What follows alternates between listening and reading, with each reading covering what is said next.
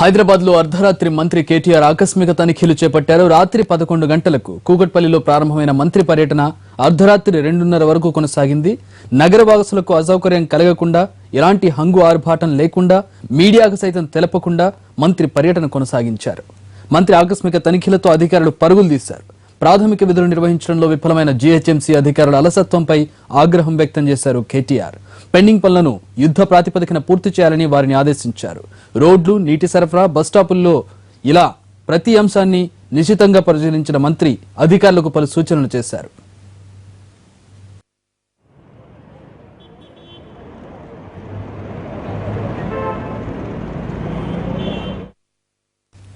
Kukatpally ఉషాముళ్లపూడి road ప్రాంతం, పంజాగుట్టలోని చిన్నారి రమ్య మృతికి కారణమైన ఏరియాను మంత్రి కేటీఆర్ పరిశీలించారు. అలాగే పలు ఏరియాల్లో జరుగుతున్న రోడ్డు నిర్మాణ పనులను కూడా అడిగి తెలుసుకున్నారు. రమ్య మృతికి కారణమైన యాక్సిడెంట్ జరిగిన ప్రాంతాన్ని అధికారులతో కలిసి పరిశీలించారు. రోడ్డు ఇరుకుగా ఉండడాన్ని గుర్తించిన మంత్రి సరైన ప్రతిపాదనలు సిద్ధం చేసి ఇలాంటి ఘటనలు పునరావృతం కాకుండా చూడాలని అధికారులను ఆదేశించారు. జీహెచ్ఎంసీ పరిధిలో మరికొన్ని రోజులు ఇలాగే ఆకస్మిక తనిఖీలు చేపడతామని మంత్రి చెప్పారు.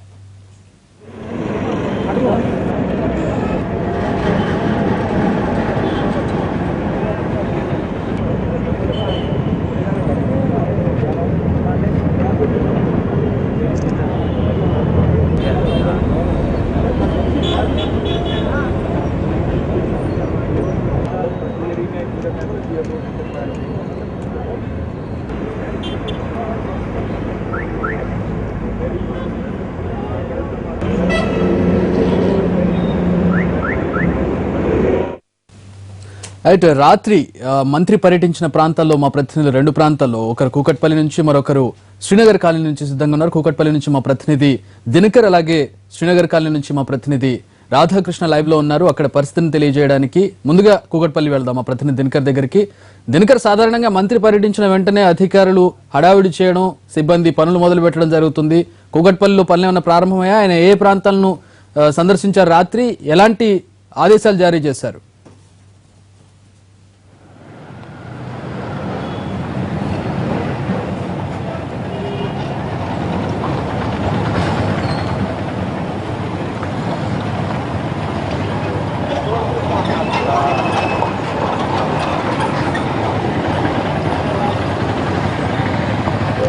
రైట్ చెక్కి ప్రస్తుతం నేను ఇక్కడ ఉన్నాను. ఎక్కడంటే కూకట్పల్లి ప్రాంతంలో మెయిన్ రోడ్ ఏదైతే ఉందో అక్కడి నుంచి ఉషా ముల్లపూడి వెళ్ళడానికి ఉన్నటువంటి మార్గం ఇది. దాదాపు మనం ఇంతకుముందు ఇక్కడ ప్రారంభం నుంచి చూసాము. 1.5 కిలోమీటర్గా రోడ్డు పరిస్థితి మాత్రం చాలా దరిద్రంగా ఉందని చెప్పుకోవచ్చు. ఎందుకంటే ఇక్కడ స్థానికులు చెప్తున్న సమాచారం మేరకు ఇక్కడున్న రోడ్డు పరిస్థితి 3 సంవత్సరాలుగా ఏ రోజు కూడా బాగుపడలేదు. దీన్ని మంచి రోడ్డు వేస్తామని, బ్లాక్ రోడ్డు వేస్తామని చెప్పి కూడా చెప్పడం జరిగింది. అయినా కానీ ఎలాంటి డెవలప్మెంట్ లేదు కూడా అని చెప్పి ఇక్కడ స్థానికులు చెప్తున్నారు. అయితే ప్రస్తుతం మనం చూడవచ్చు, ఇక్కడ దాదాపు ఇప్పటికే బురద ఉన్నటువంటి ప్రాంతం అంతా ఎండిపోయిన తర్వాత ఎలా ఉంటుందో అలా ఉంది. అయితే ఇక్కడ రోడ్లు తవ్విన పరిస్థితిని కూడా చూడొచ్చు. దాదాపు మోకాళ్ళ లోతులో రోడ్లు తవ్వారు. ఎందుకంటే ఇక్కడ రోడ్డు వేయడానికి దాదాపు 3 సంవత్సరాల నుంచి జిహెచ్ఎంసీ వాళ్ళు చేసినటువంటి నిర్వాహకం ఏదైనా ఉందంటే సరిగ్గా పట్టించుకోకపోవడం మూలంగా దాదాపు ఇక్కడి నుంచి నేల నుంచి దాదాపు మోకాళ్ళ లోతు పైననే రోడ్లు తవ్వడం మూలంగా ఇక్కడ ఉన్నటువంటి పరిస్థితి చూసుకోవచ్చు. వర్షం పడితే ఈ ప్రాంతం అంతా జలమయం అవుతుంది. కేవలం ఈ ఆల్విన్ కాలనీ, ఆ తర్వాత హైదర్ నగర్తో పాటు కొన్ని ప్రాంతాలకు వెళ్ళే ప్రధాన మార్గం ఇది. ఇక్కడ చాలా మంది నివసిస్తున్నారు. దాదాపు రోజు వేలాది వెహికల్స్ ఇక్కడ ప్రయాణం చేస్తున్నాయి. మనం ప్రత్యక్షంగా చూడొచ్చు. ఇక్కడ లైవ్ లో చూపిస్తున్నట్టుగానే ఇక్కడ రోడ్డు అంతా చిందరవందరగా ఉంది. అయితే ఒక విషయం స్పష్టంగా చెప్పొచ్చు, రాత్రి మంత్రి విజిట్ చేసి వెళ్ళిన తర్వాత దాదాపు కూకట్పల్లి ప్రధాన ప్రాంతం నుంచి ఈ ఏరియాలో కొద్దిగా రోడ్లను క్లీన్ చేయడానికి కోసం జిహెచ్ఎంసీ సిబ్బంది కూడా, శానిటేషన్ సిబ్బంది ఎవరున్నారో వాళ్ళంతా కూడా రోడ్లను క్లీన్ చేస్తూ కూడా కనిపించడం జరిగింది. అంతకు మించి కూడా ఎలాంటి డెవలప్ లేదు. వాటర్ లాగింగ్ పాయింట్లను కూడా తీసేయమని చెప్పడం జరిగింది. అయినా కానీ అది కూడా ఎప్పుడు చూడలేదు. కూకట్పల్లి డివిజన్కి కూకట్పల్లి జోన్కి సంబంధించి కూడా ఎప్పుడు కూడా ఇక్కడ వర్క్స్ జరిగినట్టు కూడా మనకి ఏమాత్రం కనిపించట్లేదు. ఇక్కడ మ్యాన్ హోల్ ఉంది. మ్యాన్ హోల్కి సంబంధించి కూడా ఫలానా ప్రాంతంలో మ్యాన్ హోల్ ఉంది, ఈ మ్యాన్ హోల్ దగ్గర జాగ్రత్తగా వెళ్ళండి అని కూడా చెప్పడానికి ఎలాంటి సైనేజ్ బోర్డులు కూడా పెట్టడం లేదు, కేవలం మూసివేయడం జరిగింది. అయితే ఈ మ్యాన్ హోల్స్ విషయంలో కొద్దిగా జాగ్రత్త తీసుకోవాలని చెప్పి జిహెచ్ఎంసీ కమిషనర్ కూడా జోనల్లో ఉన్నటువంటి అధికారులకు చెప్తూనే ఉన్నారు.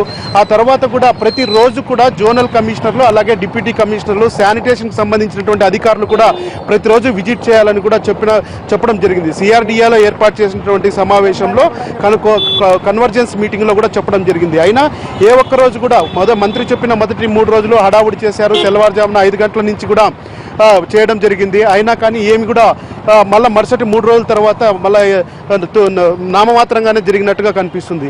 ఈ రోడ్డు మార్గం కూడా ఇలా వెళ్తే దాదాపు చాలా ప్రాంతాల్లో కూడా రోడ్లను ఎక్కడ కూడా బాగు చేసినటువంటి సందర్భం కనిపించట్లేదు.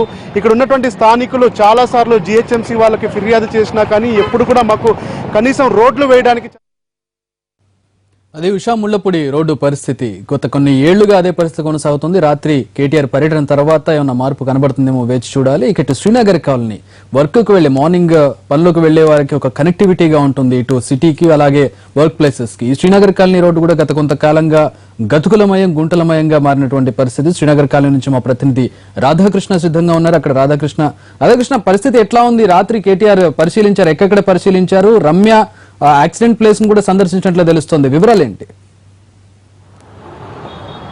చక్రి, సాక్షాత్తు పురపాలక శాఖ మంత్రి ఆదేశాలు జారీ చేసిన అధికారుల్లో మాత్రం చలనం కనిపించట్లేదు. కేవలం ఆదేశాలు అనేవి కాగితాలకే పరిమితం అవుతున్నాయి, ఆచరణలో మాత్రం ఎక్కడ సాధ్యం కావట్లేదు అనడానికి నిలువెత్తు నిదర్శనమే మనం శ్రీనగర్ కాలనీగా చెప్పుకోవచ్చు. గత కొద్ది రోజులుగా అంటే గత నెల 13వ తేదీన మంత్రి కేటీఆర్ స్వయంగా శ్రీనగర్ కాలనీలో పర్యటించారు. ఇక్కడ ఉన్న పరిస్థితిని చూశారు, రోడ్ల తవ్వకాలను చూశారు, స్థానికుల నుండి సమస్యలను కూడా తెలుసుకున్నారు. వెంటనే తక్షణమే సమస్యను పరిష్కరించాలి, ఈ రోడ్డును వెంటనే శుభ్రం చేసి యథావిధిగా క్లీన్గా ఉంచాలనేది ఆదేశాలు జారీ చేశారు. కానీ ఇప్పటి వరకు సరిగ్గా ఇవాళకి నెల రోజులు కావస్తుంది, ఇప్పటికీ కూడా ఎక్కడ తీసిన గొంగలే అక్కడే అన్న చందంగా తయారైంది అనేది ఇప్పుడు మనం చూస్తున్న నిదర్శనం రోడ్డు కనబడుతుంది, శ్రీనగర్ కాలనీ రోడ్డు. ఈ రోడ్డు ఇప్పటి వరకు కూడా ఇంకా తవ్వకాలు మాత్రమే జరుగుతున్నాయి. జిహెచ్ఎంసీ అధికారులేమో ఈ రోడ్ల తవ్వకాలు పూర్తి అయితే తాము రోడ్డు వేయడానికి సిద్ధంగా ఉన్నామని జిహెచ్ఎంసీ అధికారులు చెప్తున్నారు. మరొక వైపు వాటర్ వర్క్స్ అధికారులు మాత్రం ఇంకా పైప్ లైన్లకు సంబంధించిన తవ్వకాలు జరగాల్సి ఉంది, పైప్ లైన్ల తవ్వకాలు పూర్తి కావడానికి ఇంకా సమయం పడుతుందని ఒకవైపు చెప్తున్నారు. మొత్తానికి ఇటు జిహెచ్ఎంసీ, వాటర్ వర్క్స్ అలాగే మెట్రో ఈ 3 విభాగాలు సమన్వయ లోపము, అధికారుల్లో సరైన అవగాహన లేకపోవడమే ఇందుకు నిదర్శనంగా మనకు తెలుస్తుంది. 13వ తేదీ గత నెల 13వ తేదీ మంత్రి పర్యటించారు, ఆ తర్వాత మళ్ళీ 15 రోజులకు ఒకసారి వచ్చి ఇక్కడ పరిస్థితిని సమీక్షించారు. కానీ ఇప్పటి వరకు కూడా ఇంకా అలాగే ఉంది. శ్రీనగర్ కాలనీ అనేది చాలా కీలకమైన ప్రాంతము. ఇక్కడి నుండి హైటెక్ సిటీ కావచ్చు, నగరంలోని ఇతర ప్రాంతాలకు వెళ్లేందుకు శ్రీనగర్ కాలనీ చాలా పెద్ద ప్రాంతంగా మనకు కనబడుతూ ఉంటుంది. 1.5 కిలోమీటర్ల మేర ఈ మొత్తం రహదారి అంతా కూడా తవ్వకాలు జరపడం జరిగింది. 2 నెలలుగా ఇక్కడ ఉన్న వాసులు ఇబ్బంది పడుతూనే ఉన్నారు. ఒకసారి అడుగుదాం, వాళ్ళు అధికారులు ఏం చెప్తున్నారు, ఎంతకాలంగా వీళ్ళు ఇబ్బంది పడుతున్నారు ఒకసారి చూద్దాం. మీరు చూసారు అంటే గత నెల 13వ తేదీన మంత్రి కేటీఆర్ వచ్చారు, ఇప్పటి వరకు కూడా ఇంకా ఈ తవ్వకాలు అలాగే జరుగుతున్నాయి. అధికారులు ఏం చెప్తున్నారు? ఏం చెప్తారో ఇది చేస్తాము అది చేస్తాము అంటుండ్రు, చూసిపోతా ఉన్నారు. మళ్ళీ వచ్చేవారు మళ్ళీ చేసినాక కూడా మళ్ళీ మట్టి వేసి మళ్ళీ అట్లనే ఉండిపోయింది. ఇప్పుడు మళ్ళీ మొన్న నుంచి మళ్ళీ తోయిన పైపులు కూడా మళ్ళీ పలిగిపోయినాయి. ఆ పైపులలో మంచినీళ్ళు డ్రైనేజ్ నీళ్ళు అన్నీ కలుస్తూ ఉన్నాయి. అన్నీ కలిసినా కానీ మళ్ళీ ఎవరు చూసినా పట్టుకుంటున్నాము చేస్తున్నాము అని వస్తున్నారు, రాజకీయాలకు అందరూ వస్తున్నారు చేస్తున్నారు, కానీ ఏది సమయానికి జరుగుతలేదు. ఎందుకంటే రాత్రి పూట చాలా ఇబ్బంది అవుతుంది. ఎందువల్ల అంటే చీకట్లో ఉంటుంది, డబల్ లారీలు వస్తూ ఉన్నాయి, ఎంసీహెచ్ లారీలన్నీ ఇక్కడి నుంచి తిరుగుతూ ఉన్నాయి. దానివల్ల కొంచెం చాలా ఇబ్బందిగా ఉంది. మనం ఎదురుగా ఒకవేళ చూసినా కూడా పైపులు తవ్వకాలు జరిపిన ప్రాంతంలోనే తిరిగి వాటర్ వస్తున్నాయి, అదే మంచి నీళ్లు మేము తాగాల్సిన పరిస్థితి ఉందనేది ఇక్కడ ఉన్న స్థానికులు చెప్తున్నారు. ఇప్పటికైనా తమ సమస్యను పరిష్కరించాల్సిందిగా కోరుతున్నారు స్థానికులు. Chakri, thank you Radhakrishna, thanks for the updates. అది శ్రీనగర్ కాలనీలో కూకట్పల్లిలో ఎన్టీవీ గ్రౌండ్ రిపోర్ట్.